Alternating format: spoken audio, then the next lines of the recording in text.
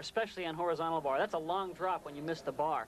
But it's just a matter of progressions. You work on the easier skills first, and then you can do a great trick like that 1.5 twisting flyaway. Now here comes his second release move. It's from a one-arm giant. And he does the same release, but without the full twist. A flyaway half turn, but because it's from one arm, that makes it very, very difficult. That was a great routine, but UCLA has a lot of catching up to do. A lot of ground to make up indeed, Peter, but a 9-9 score by David Morial will help a little bit. This is Dominic Minicucci, one of two key freshman performers for Illinois, and we asked Coach Hayasaki about them. Those two freshmen were good freshmen. However, some of the experience that they don't have is hurting us. But our strength is the outstanding talent of those individuals performing well throughout the season. The weakness will be inexperience. We just don't know what to expect in bigger competition such as NCAA. Minicucci is a freshman from Staten Island, New York, and is currently ranked 14th in the country. And so far, he's done very well for the Fighting Illini. He starts with flares, which is a pommel horse trick, but he does it on parallel bars. There's a cast to a front toss. And a Healy twirl. Dominique's very, very solid on parallel bars. There's a nice straight body line. There's a stutz. And a back toss. A back flip right to a handstand. 2 in a row. And a double pike. A very hard dismount. And a great landing. Easy to see why he placed 5th on parallel bars at the 1987 U.S. Championships. Now, parallel bars really is not as an exciting event as the horizontal bar, for example, but this trick here really adds a lot to it. Dominique does a flare, circles just like you might see on the pommel horse, with his legs split. And then he goes down into a cast and does what would be more of a familiar type of parallel bar performance. Certainly his inexperience in NCAA competition hasn't hurt him. Dominic Minicucci, just a freshman, a name that should be heard from quite a bit, with a 9-7 score. And that mark helps Illinois to close within 0.7 of a point of Nebraska.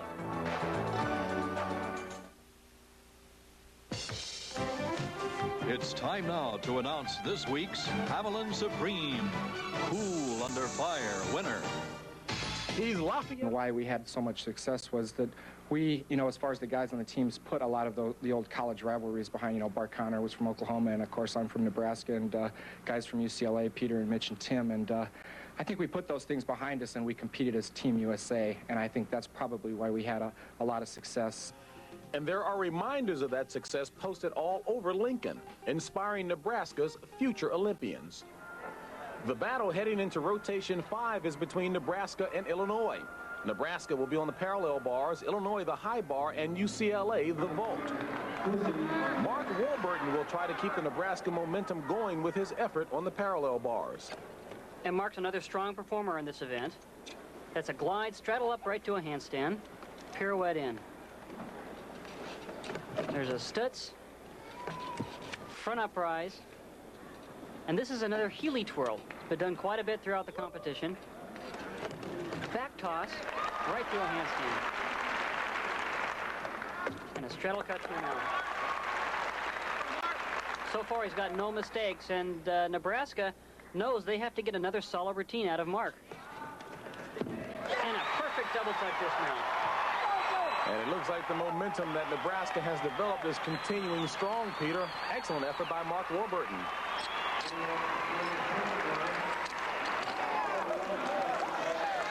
For the non-stars here are the ones that are really making the difference. There's a beautiful double tuck, and he zeroes in right on the landing. And the supporting cast for Nebraska continues well with a 9-7 score for Mark Warburton. Illinois still very much within striking distance. Trying to close that gap will be Chris McKee on the high bar. And Chris does a lot of release moves on high bar, and right now, every routine is crucial for each gymnast. There's a one-armed eagle front flip catch.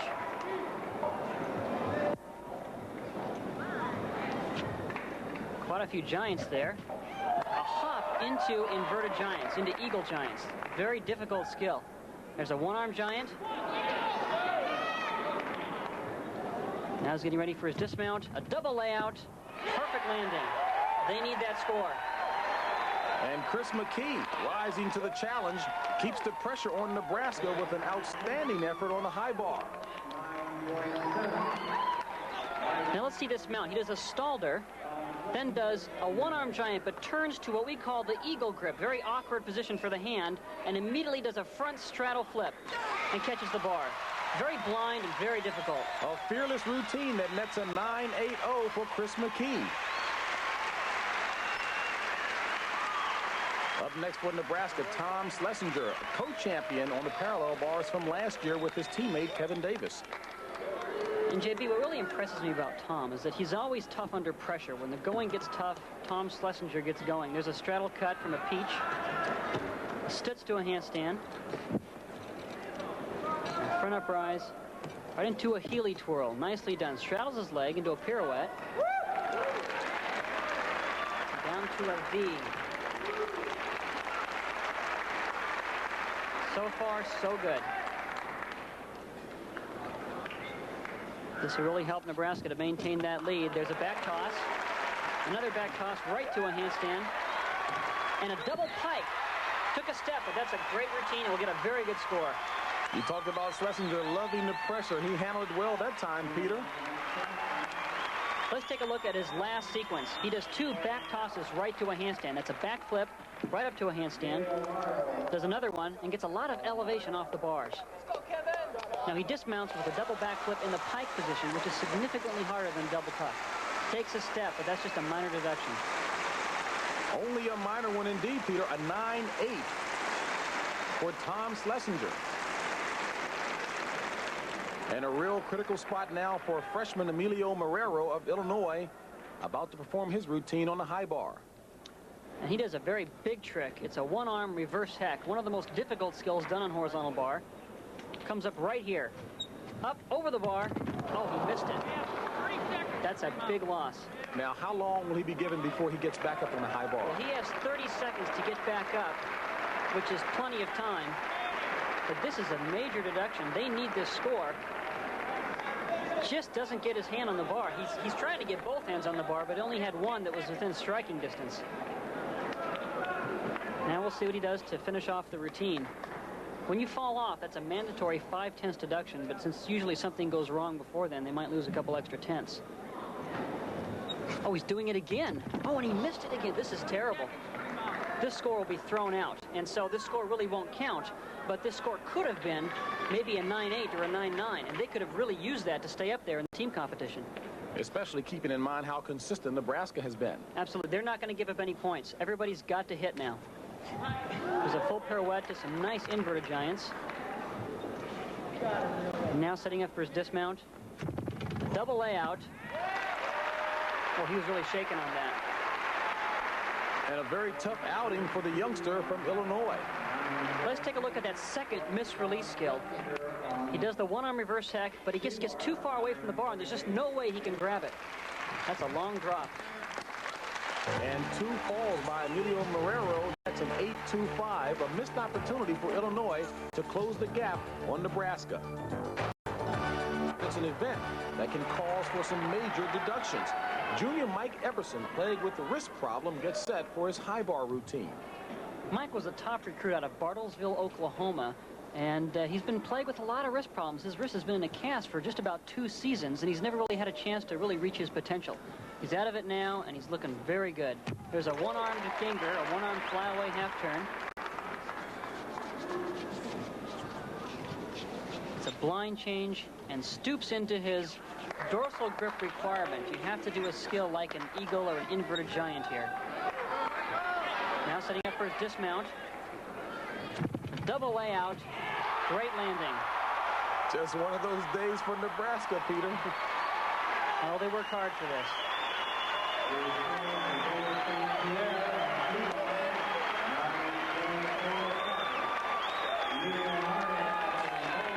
Let's take a look at that dismount. It's a double layout.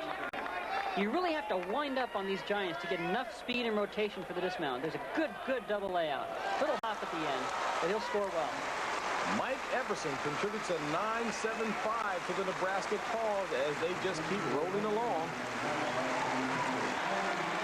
David Zeddies, the junior from Union Springs, New York, with an intense look on his face, knowing that Illinois needs a miracle. And the biggest thing working against them is that the vault is just not a high-scoring event here. It's going to be tough to get those big scores. The layout super high with a full twist. That was a very, very good vault.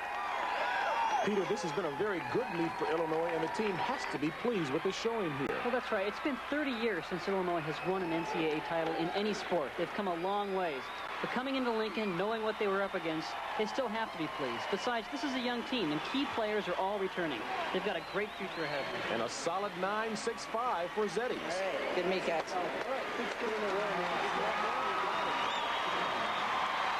And it's only fitting that the two seniors for Nebraska will get a chance to put the finishing touches on their victory. This is Kevin Davis on the high bar.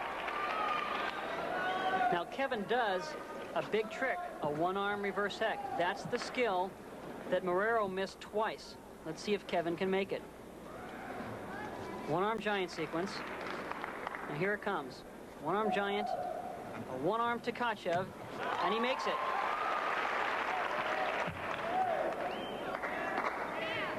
After you make the big, big trick, you start to kind of take a little deep breath and say, okay, let's just get off this bar and do this dismount. Take it home. And you can see the enthusiasm in his swings. And a double layout, little hop. That's going to be a high-scoring routine.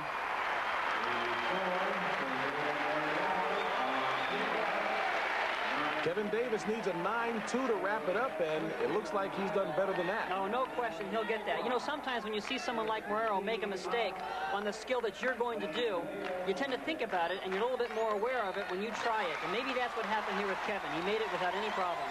You said better than a 9-2, a 9-7-0 for Kevin Davis, and Nebraska wraps up the championship, and Tom Schlesinger, the other senior on the Nebraska squad, getting set for his final routine on the high bar.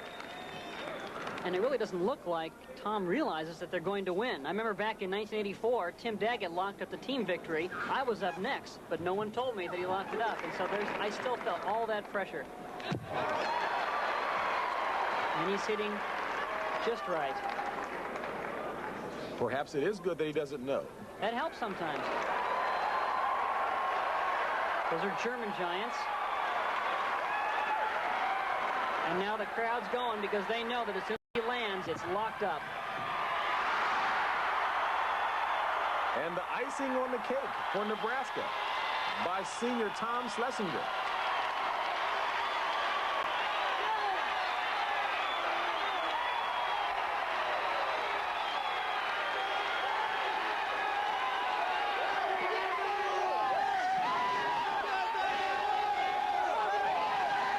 And Tom Schlesinger caps it off with a 9.85.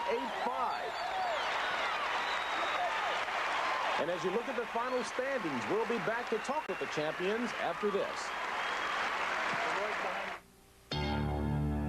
And Peter Vidmar is down on the floor with the winners. Francis, it's been a long time since he had the last title, at least a few years. How do you feel now? Well, it's been a lot of second places, but this one's sweet. This is a nice one. How about the meet overall? Well, the boys came in with one intention, and they did it. They wanted to be national champions, and they performed like it. Kevin, you were kind of the cheerleader of the team today. How'd you feel going into the meet? What was your aim, and how'd you do? I felt really good going into the meet. I knew we had it. You know, we had a rough start on high bar, but we really came through on the other events yesterday. I knew if we kept our attitude up that we'd keep it going and we'd keep the ball rolling and we'd come out a winner. And that's exactly what happened. We kept everybody out. The last 3 years, it's gone down to the wire. It's been really close to NCAAs, and it did the same thing this time. I knew that if the team stayed up and we kept rolling, it was going to be a great time. Tired of second places, huh? Oh, yeah, not anymore, though. I like the first place.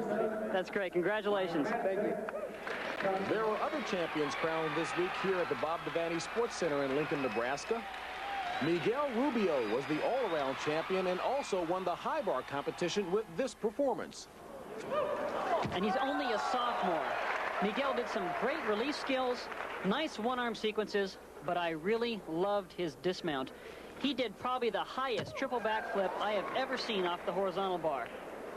There's a stoop to some inverted giants. Then he's going to hop, do a pirouette, do some wind-up giants, and watch this triple back. It looks like he's going to get stuck in the rafters. Perfect landing. Our floor exercise